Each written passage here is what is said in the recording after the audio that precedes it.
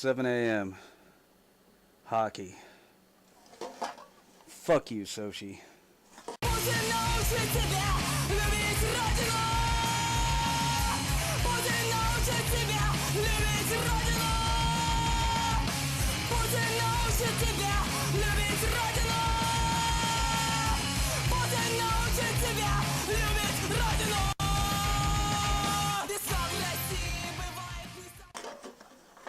Welcome to Anti. I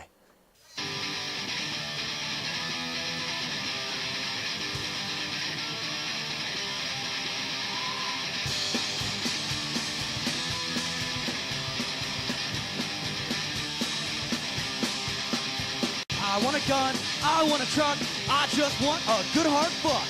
I just want to rule the world, I just want to rule the world. I want a beer, I want a drug, maybe I just need a hug. I just want to rule the world, I just want to rule the world. Hi boys and girls, welcome to Anti-Sochi Closing Ceremonies. Yes, we sadly got to see America today when I'm filming this get their asses handed to them by Finland.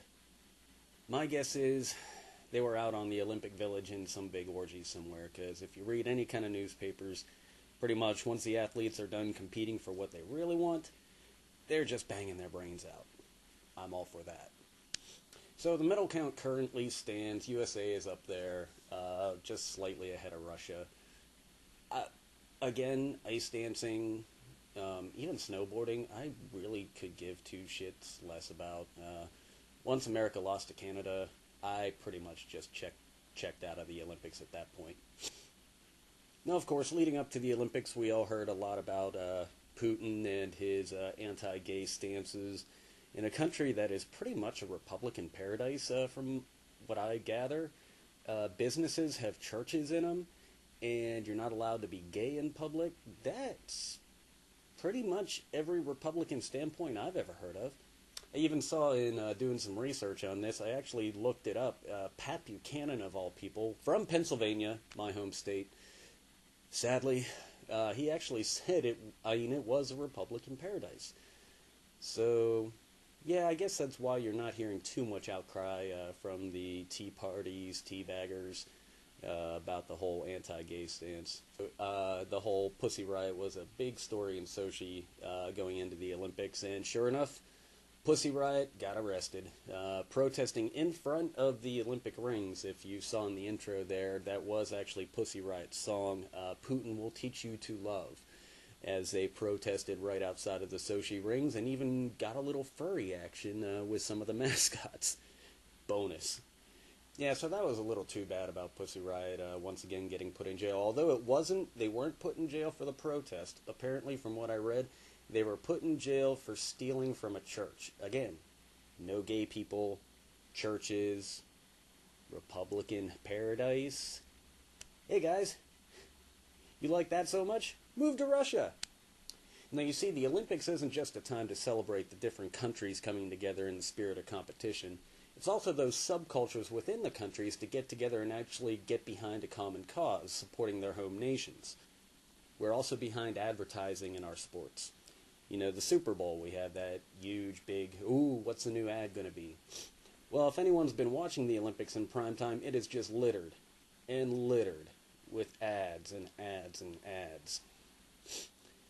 So we here wanted to take a look at the different diverse cultures, I mean, not just here in America, but also abroad, as to, you know, people supporting their home nations. Now, in the spirit of advertising, I'd like to say we here at Anti are opening ourselves up to being whores. Yeah, my favorite product is beer. So if you're a beer distributor, beer producer, I'd be glad to give you some advertising space. You know, I'll do product placement and whatnot. If you just want to give me free product, I'm cool with that. Little extra scratch too? Sure, I'm down. So this next multicultural segment is brought to you by beer. Cold, refreshing beer. Yes, place your beer can right here if you would like. So sit back, relax, pop open a cold one, and enjoy the diverse cultures getting behind the Olympics.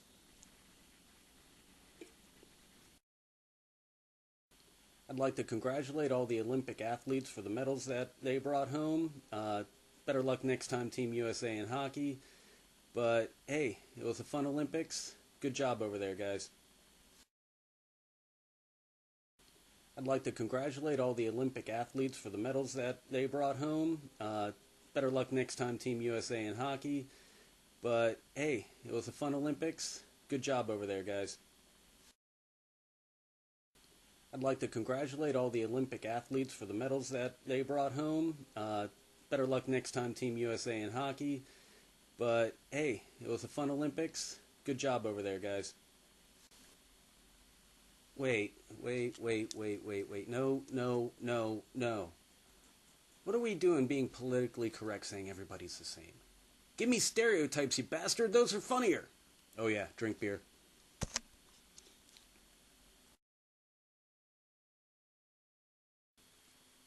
Woohoo! All right, Team USA, you really stuck it to them commie bastards.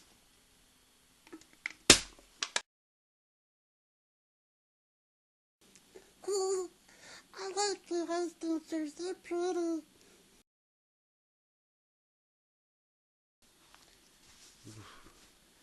I'd like to say to all my fellow Canadians, you guys did a really good job out there. Yeah, you were very sportsmanlike, and Team USA, you played a hell of a game. It was really special out there. Russia, very disappointing. Americans pay referees. Ovechkin in Russian mean douche.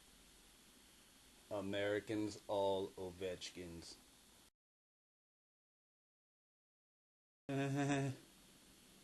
Congratulations to all of you exceptional athletes. You are all winners. Oh my god, those opening ceremonies were just fabulous. And I love Germany's uniforms. They were just all rainbows and beauty. Yeah, you know, right, Team USA up there representing Sochi 2014, baby. Yeah, right, we be representing, man, bringing home the medals, man. Go out there, Team USA. Great job out there. Yeah, brother.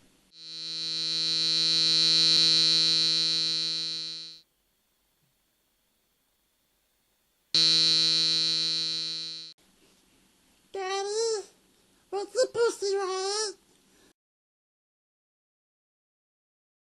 The Olympics? All right. I mean, I was really into the Olympics before it got popular. Now I'm just like hashtag over it, man. Olympics are just so played out. Everyone's into it now. Kind of sucks. Nah, I'm just vaping, man.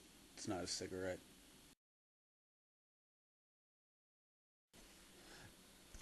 I watched the Olympics for Putin's nipples. I like Putin's nipples.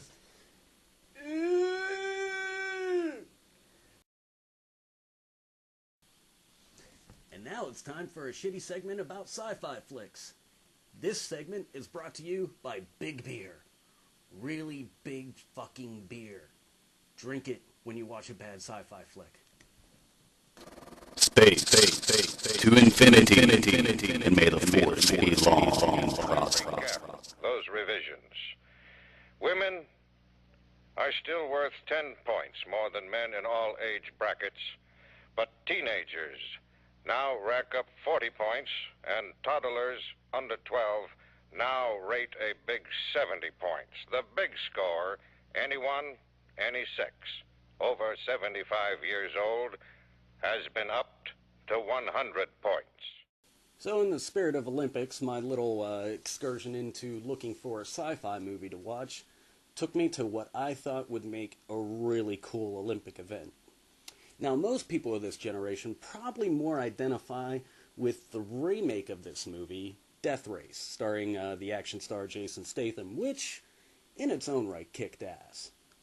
However, the original incarnation of Death Race was called Death Race 2000, starring Sylvester Stallone pre-Rocky, and the autoerotic starring Sylvester Stallone pre-Rocky, and the autoerotic Jesus Christ. autoerotic asphyxiation master David Carradine. I just could not say that without having to just stop and go. Now, the remake starring Jason Statham focused around prisoners and then competing in this event makes people money, funding the prison system, yada, yada, yada. They're all bad guys. We don't care if they die. Oh no, Death Race 2000 takes this to a whole new level of fucked up. As you see in the clip before, you get points for killing people along your way from New York to California. I can get behind this kind of movie.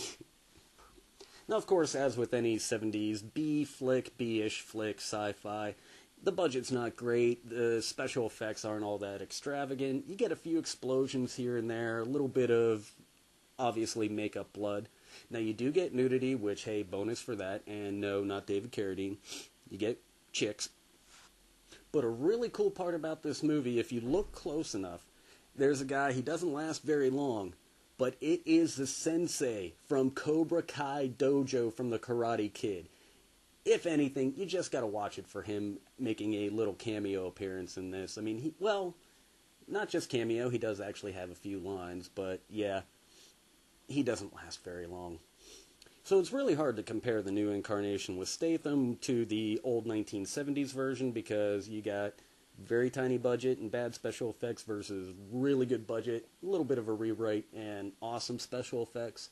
But if you saw Death Race with Statham, you gotta see the original just to get an idea of where the fuck they came up with that idea from. So, in the end, 1975, Death Race 2000, like I said, not the best, but the fucks I give about it, I give about 4 fucks.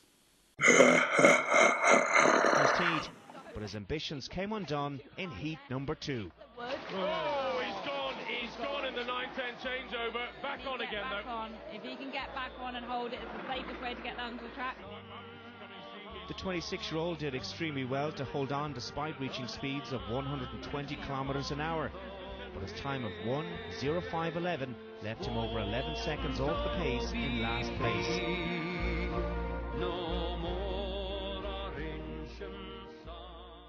Well, actually, I do have to take that back. There was one other event that I was really interested in seeing. That's the skeleton. Not only because it is one fucked up idea, but because there is an Irishman in it. Yes, an Irishman actually qualified for the Olympics. Go figure. Then again, going down head first at 120 kilometers per hour on a sheet of ice, you have to be as nutty as an Irishman to do it, and, well, being myself Irish, yeah, I could see that. The only thing is, in looking this up, I could not find anywhere where they asked him, how much Guinness did you have to drink before you decided, hey, I think I'm going to be going head first down a sheet of ice. Also, a funny thing about my time living in Ireland, I was there for about a year. I got to know a bunch of different cultures myself. Dated a German girl, dated an Italian girl. But there was one girl I didn't actually date. That would be her. Diana. She was actually from Moldova, which is a former Russian province, but still Russian in essence. And yeah, with the Sochi Olympics, there's one takeaway I got. Russians are nuts, man. Now, Diana here, she actually was a little bit nutty. Her visa was running out. Now, during this time, I was actually exploring the idea of staying there permanently and looking to get Irish citizenship. She calls me out of the blue one day, we actually hadn't talked in a few weeks, and asked me to marry her. Yes, Russian girls will marry you for citizenship. At any time, anywhere. Probably also thinking that she could come back to America, too. And now it's time for a shitty segment about music. This time brought to you by Get Fucked Beer. When you have to listen to something this crap, you're gonna want to get fucked. Drink Get Fucked Beer.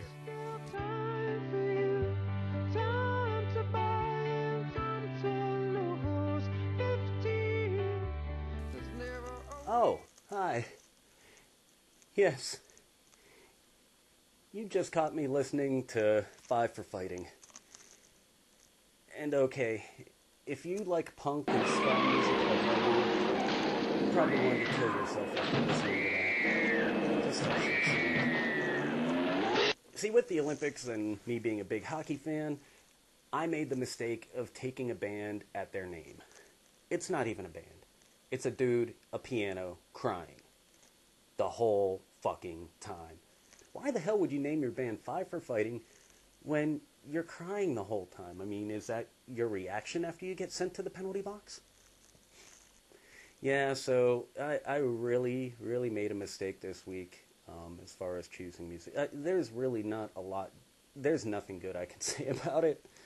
It's just goddamn terrible. I'm sorry, back in the high school days, I wasn't into Ben Folds 5. I wasn't into that piano crap. Well, Tori Amos, but that was probably just because I wanted to bang her. But no, there was nothing good about Five for Fighting.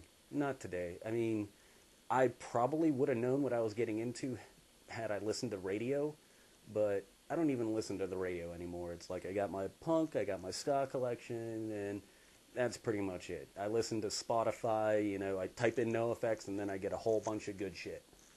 So, yeah, this week I tortured myself with Five for Fighting, and it wasn't just 100 Years songs. I listened to a few of his other and it wasn't just 100 Years. I listened to a few of his other songs, and I keep wanting to say thongs. I got Pussy Riot on my mind. Anyways, I listened to a few of the other songs, and thinking, you know, maybe the catchy tune that he put out, maybe he had some other good stuff, you know, that would go along with the Five for Fighting theme. No. Fucks I give about this, 1. Just because he actually played an instrument and it wasn't any of that dubstep bullshit. You know, after Five for Fighting, let's check back in with a few of our friends from earlier. You can't smoke weed in Pennsylvania? That sucks, eh? Yeah, fuck it, I'm Canadian.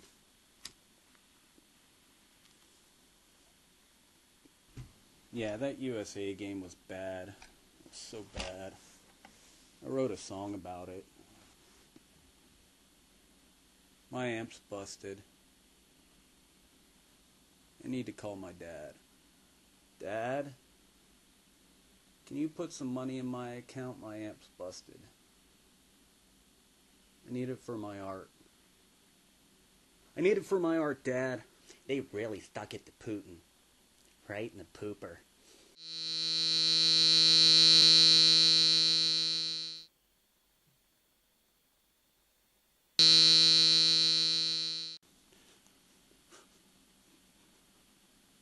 Daddy? Daddy? What's the Pussy Riot? My dad's cool, he gets my art. Really sucks when you lose. Really sucks when you lose. It really sucks when you lose. Putin's nipples! Malkin in Russian mean pussy. I don't like Malkin Riot. USA, why'd you lose?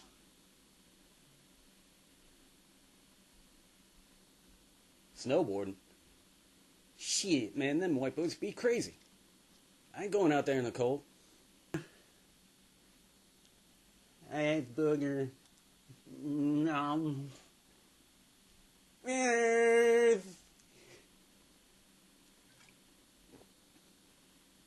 I need me another 40. Oh shit, Zimmerman! Really sucks when you lose. It really sucks when you lose. That Putin guy. Putin? Yeah, that Putin guy, I don't really like him too much. He's a comic bastard. What? You don't like queers? Well, maybe he isn't that such bad a guy then. I like Putin's nipples.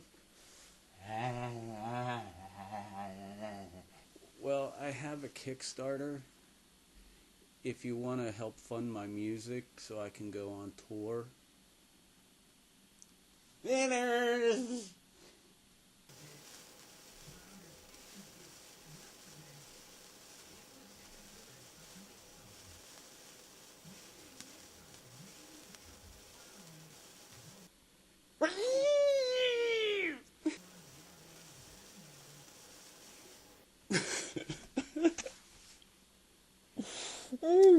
So that brings an end to Sochi 2014. And what can we take away from all this?